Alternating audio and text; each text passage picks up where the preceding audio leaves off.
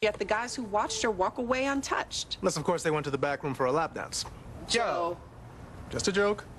What happened to her is no joke. It's just another example of how women are devalued on a daily basis. No, wait a second. She's the one who made the decision to strip. Yeah, but those guys also made a decision to watch her strip. Come on, equal guilt, equal punishment. Wow. If I didn't know any better, I think you were actually taking this case. I guess I am.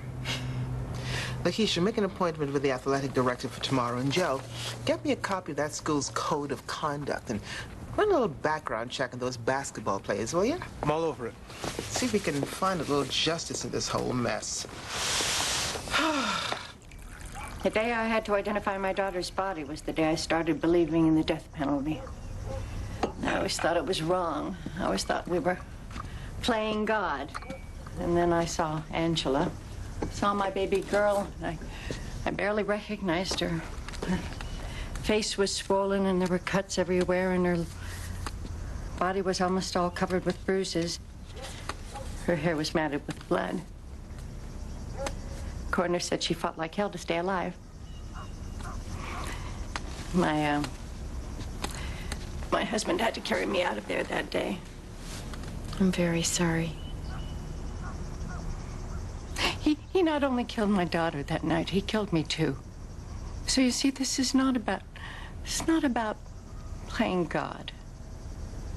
This is about justice. And now for 10 years, we have lived through this nightmare. They've set an execution date twice, and both times it was stopped on appeal.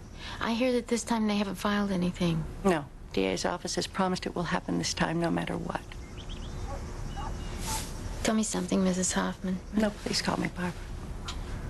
Barbara, I'm sure you've just about been through it all, every emotion in the book, but now that this is finally about to happen, what do you feel? How you feeling? Listen, I'm a good person, and I never thought I'd say this. But I truly believe that watching that man die will bring me some peace. You don't have any fear about it? I'm afraid of what I'll feel, how I'll react, or even if... where I'll find the strength to... And my husband just refuses to go. He says it'll just add to my grief and that we have to get on with our lives. Honestly, that's what scares me the most, is having to go through this all alone. You won't be alone.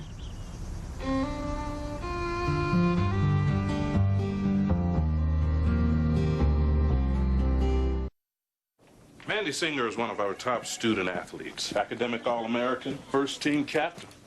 I'd put her back on if I could. But rules are rules.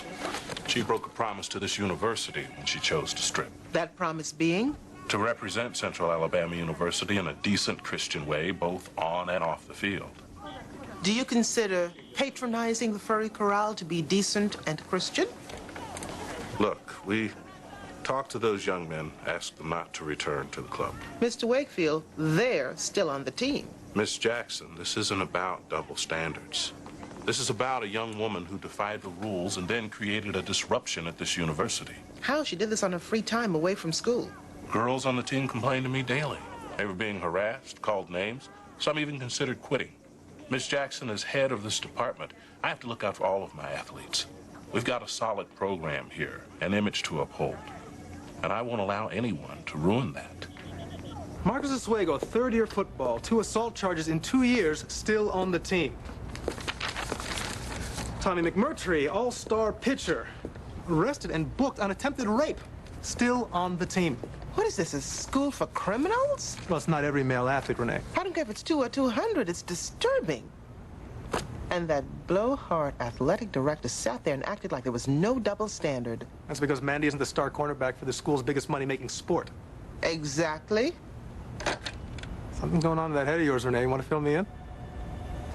Maybe it's time Central Alabama's public image became just that, public. You serious? I want to try this case in the court of public opinion. Nobody can think this is fair. Well, that's just your opinion, Collier. He's right, Mom. You gotta take care of yourself. I'm sorry for this woman, but you shouldn't be at that thing. You got problems of your own. You don't need this weighing you down, too. You know what I mean. I worry about you, should. Well, don't. I'll be fine. Hey, everyone. Hey! Well, look at you. You've grown 2 inches in 4 weeks. How's that new school? They feeding you good enough? Why didn't you call and let us know you were coming? Well, it was kind of last minute. A bunch of guys decided to come down for the protest. What protest? On the one at the prison for James Campbell's execution. We're gonna form a prayer chain. Pray that God stops it. Davis, do you know what that man did? Yeah, I do. But we don't have the right to play God. Well, he played God when he took Angela Hoffman's life. It isn't the same thing. He mutilated that poor girl, and every day her family has to live with that. That I know, but it still doesn't make it right. Well, what is right, Davis? Can we not do this right now? I mean, is it right that James Campbell's been up there in the prison for the last 10 years just watching TV and going to the gym? No. And that Angela Hoffman's mother has spent the last 10 years being tortured by nightmares of her child's last moments? Mom, come on. None of this is right. Well, if it'd been one of you all, I can tell you that I would have been fighting to make sure that this guy got what he deserved. Mom, I didn't know you believed in an eye for an eye. I believe in the punishment fitting the crime, and in this case, it fits. Why do you know so much about this? Why are you all acting so weird?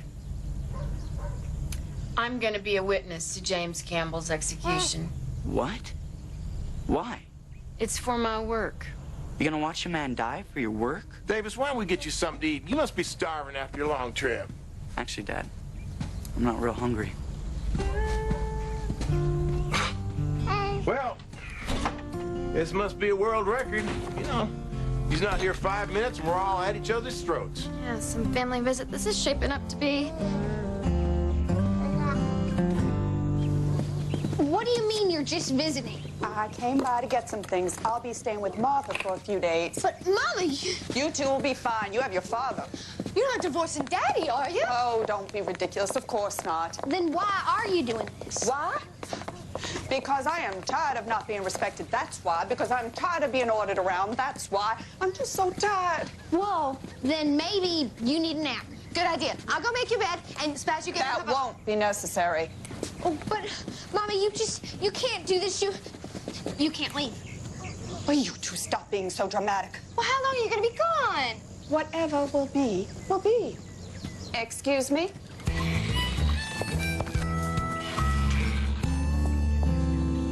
What'd you say to her, Daddy? You two must have had a fight. Did you make her cry or something? For heaven's sakes, no. I simply asked her to make dinner for me like I've been doing every night for the last 25 years. Well, she was real upset. Yeah, you know, she's talking nonsense, saying everything's her fault, she's always tired. Only she looks so tired. You don't think she's having a nervous breakdown, do you? Mary Cullen's mother had one, and they stuck her in one of those horrible nut houses and took out the front part of her brain. Oh, my God, what if we have to put Mama in a mental Now, institution? calm down, the both of you. Sit.